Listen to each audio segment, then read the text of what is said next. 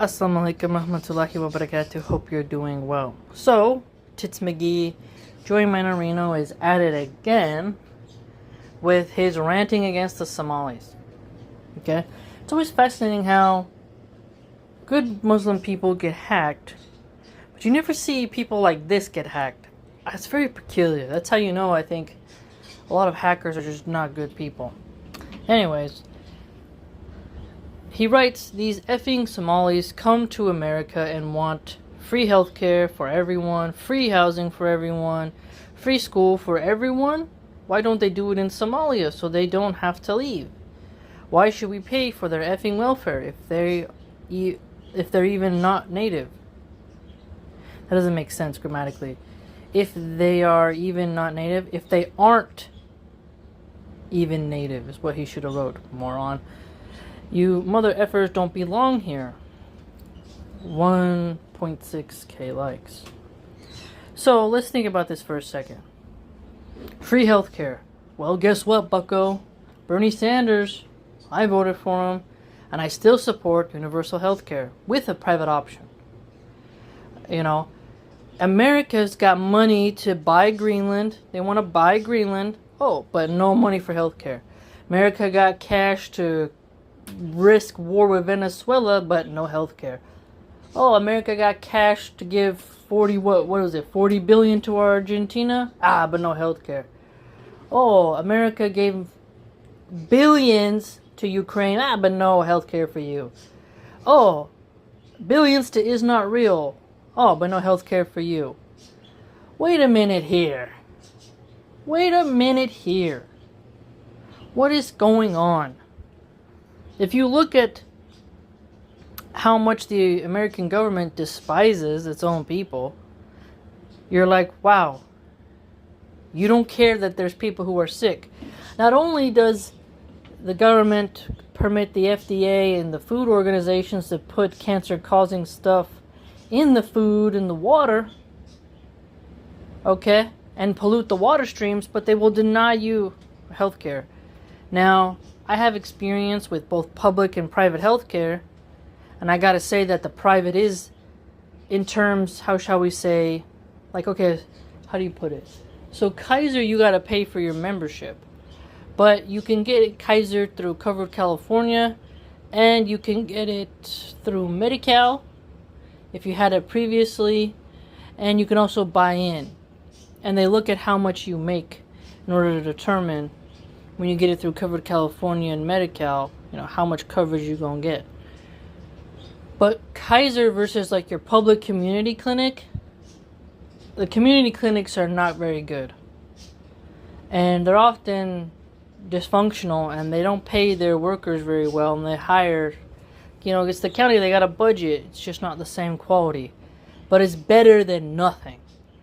Okay? And they also look at your paycheck stubs. I think you got to bring 2 paycheck stubs, your most recent pay stubs, to show how much you make, and then that's how they'll determine how much you pay to see the doctor if you don't have health insurance. But this notion that war comes before healthcare is a problem. Trump's building a ballroom. And you have the MAGA cult who can't afford the healthcare premium being like, this is great, so that rich people can sniff cocaine and bump and grind and put their hands around the waists of strange escorts as they party away, as the poors are wondering, how can I afford my diabetes insulin? You know? How much is this prescription going to cost me when I go to the pharmacy? As you have United Healthcare and others denying what they're going to cover. And scumbags like Patrick Bet-David defending that type of system. He's wealthy. His kids ain't suffering. He's not crying over medical bills. But you have a lot of people who are. Okay? A lot of Americans want the healthcare system to be affordable, safe, and clean. And how can we call ourselves the greatest country on earth, which we are not, but we call ourselves that, and yet there's people who are like, you know, I gotta go to the doctor, man, and I can't afford it. Or even with dental and vision should be included in your health care, but it's not. Free school? Oh, I'm sorry, public school?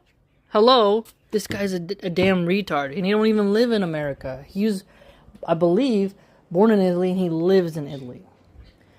Alright? Free school. So you're talking about kindergarten through high school?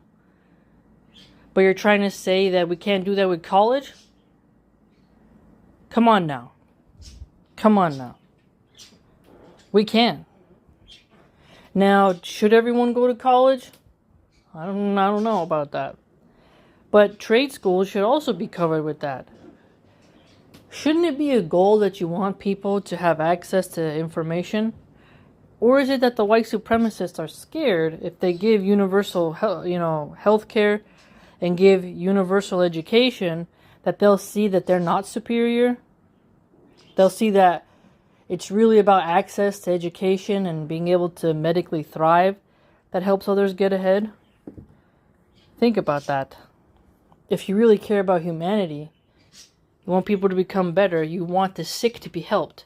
When people fight against affordable health care and taxpayer-funded health care, but then cheer war, you know they got their mind messed up. Free housing. Oh, I'm sorry. You mean you like seeing homeless people? You like a widow surviving on Social Security, being totally terrified that she's gonna not have a place to live?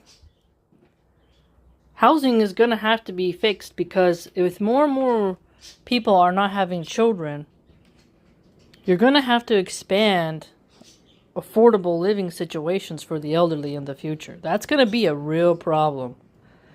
Now, the Latinos, the Chinese, they have the model of families all living together, and I think that we're going to have to do a model like that. So the days of, like Tim Dillon, he's got cash, but he's gay, he has a big house. I think he has more than one. Okay? There's going to be a change in who's going to be able to afford a house. But a lot of Middle Easterners and Latinos, the families, they all live together. And I live this model. When I first moved to California, I rented a room. There was 4 people. It was a 2-bedroom apartment. 4 people in the living room, bunk beds. 4 in the other room, bunk beds. Then me in my own. And I paid between $550 and $600 for my room. So the way you look at it is, people will start sharing their living spaces more. And the sad part is roommate culture is not conducive when you have a family. And so we have to help single moms and single dads and the elderly be able to make it. You also, if you recall, I think it was Ireland, where girls who were going to school, well, they don't have a place to live, they can't afford it. They were having intimacy, selling their bodies like sex for rent, it was called. And I read that article and I posted it. I think that was maybe 2 years ago, if I recall. That's not ideal. Okay? And so we have to, as a nation, say, let us treat the sick. We should help fight disease, fight illness. We should spread knowledge, make education affordable, lift up the people's minds. I know you can get into an argument of curriculums, biases of universities to hire only liberals. Sure, that's something. But we have to understand that people's potential can be unlocked if they were given the knowledge, if they were given the opportunity. And then he writes, free school. It's like, he's the type of person who would have argued against universal high school, which would have put tons of people at a disadvantage. We're quite fortunate that we have schools that, You have first, second, third grade, you know. Problem is, so many shootings going on in the campuses, and some kids can't afford school lunch. But we could do it if we stop warmongering. If we cut off Is Not Real from getting funded by us. Because their people actually have universal health care. Look it up. And tuition-free college. Like, Is Not Real is able to give good health care and good education and housing to their people because of the American taxpayer. Think about that. And he writes, why don't they do it in Somalia? Well, Somalia's been war-torn. They're struggling. But that doesn't mean they'll always be like that forever. And it takes capital. It takes investors to build up an economy. If you look how Detroit suffered once the car companies left, it takes a long time to rebuild a place.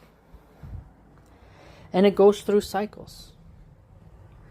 And then he writes at the end, you mother effers don't belong here. Who are you to say who belongs here and who doesn't? That's the peculiar thing, is that he's Italian. He could be lying about that. I mean, who can trust Tits McGee, butt chin? But there was a time where Italians were discriminated against. They don't really teach you this in school. They don't got time, probably. Or maybe just the older generations never really talked about the discrimination Italians felt. But if you look at it, there was people who thought Italian Catholics don't belong here because they're not Anglo-Saxon Protestants. America likes to go through these cycles of who belongs, who doesn't. And I think it's atrocious and childish. And so, shame on him for his attitude, for his arrogance, for his racism, for his haughtiness. He has a lot of audacity. He's a good example of someone who talks tough online and thinks that he'll never need the very group that he's trashing. This is something really interesting. If you ever feel like a real bigoted bone coming in your body, I try to remember, like, let's say, okay, I'll give you a personal example. I was jumped once by like 8 blacks. They were girls when I was living in Richmond in the hood. And I didn't become racist because of that. I just became more cautious of, like, my surroundings. I fought pretty good, though. I didn't get a black eye or anything, not even a broken nose. But some of my favorite comedians, they're all blacks. Rags, Long Beach Griffey, Cat Williams. Like, they're funny and they make me laugh. That's what I like. I've gotten in fist fights with some Latinas, but there's some Latino comedians who create reels on Instagram that I like a lot. So I always try to think of my favorite comedians like my favorite peoples. When if you ever feel like there's like a resentment that's going too far, you know. And then I've never had an idea of like whites world tribe, because I've been scammed over by fellow whites. I've been treated bad by fellow whites. So why on earth would I sit here and be like, oh, I have to give my own race a pass when they treat me bad, but I can't give another race a pass when one of their members treats me bad? Doesn't make any sense. No sense at all. I tell you what. Essentially, Joy Mannarino thinks he's better than a Somalian because their country's poor and of their skin shade. But your deeds are taken with you. And when the archaeologists are trying to build a fast food joint above your grave and they're taking out your bones to toss to the side, put in the dump, they're not going to know what skin shade you were. They're not going to know. Think about it. There's a lesson in that, truly. A bird's feathers last longer when in the soil than a person's skin shade. Your skin shade changes very quickly after you die. In fact, if you didn't have embalming fluid in you, your color would change even faster. You'd stink. The gas that bodies produce when they're like, ugh, going down. People change colors. The bodies stink. There's something very interesting about that. Sign for a people who reason. Allah makes it so that when you're passing, you don't smell like roses in your fancy little cologne. Your cologne is not going to be able to really hold back the smell that's going to emanate from you. And you're going to be a playground for bugs. Yeah, I know that they try to build these they put Queen Elizabeth in like a sealed coffin thing. Like, it looks impenetrable. And you're like, come on, lady. You should be more natural. But they think they're better than, I'm a queen, so the bugs must not touch me. No, let the tree roots drink you up. Give back to the earth that you took from. You ate from the vegetation. You benefited from the shade of the trees, the rain. Let the soil absorb you. Plus, a lot of the embalming chemicals are getting into the groundwater. Look it up. And embalming was a practice that was done during wartime so that bodies could be shipped back. If you watch videos on the embalming process, it's quite embarrassing. Like, they literally shove stuff up your anus. Like, how they clean you. It's very embarrassing and creepy that someone's got to do all that to you so that people can look at you one more time and, it's creepy. Better for your, how the Islamic one, just cover yourself up. Wrap yourself in that shroud. No one needs to see your face like that. I remember when I touched my aunt's arm, my grandma's sister, specifically, Pamela, touching her hand at the viewing. It's like stiff and cold. She looked weird. You could see her face in the coffin. They glue their eyes shut so they don't pop open and scare you. It's strange. Has a smell. Formaldehyde. Like that, I think it's called formaldehyde, when they put bodies in body parts, like the cadaver parts, and like the embalming fluid stinks, smells so weird. But no one's gonna know. You're in the ground. You're under the ground. You donezo. Your deeds, you're before Allah. Skin shade's not important. Where you're born's not important. You have to think about that. This guy calls himself a Christian. Look how he talks. Yes, I'm sure there's more Muslim Somalians than Christian ones. But if you were a Christian Somalian, you look how this guy's talking. He's saying Christian Somalians don't belong in America, in a Christian country.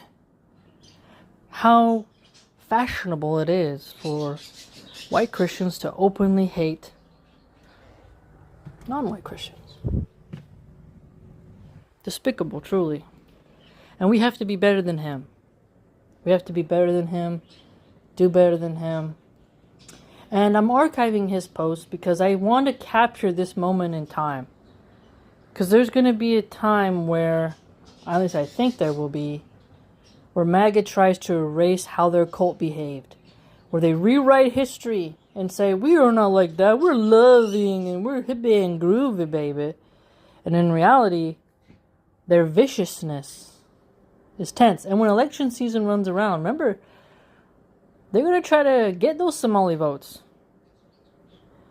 You never know. So Somalians should know which MAGA influencers got the green light.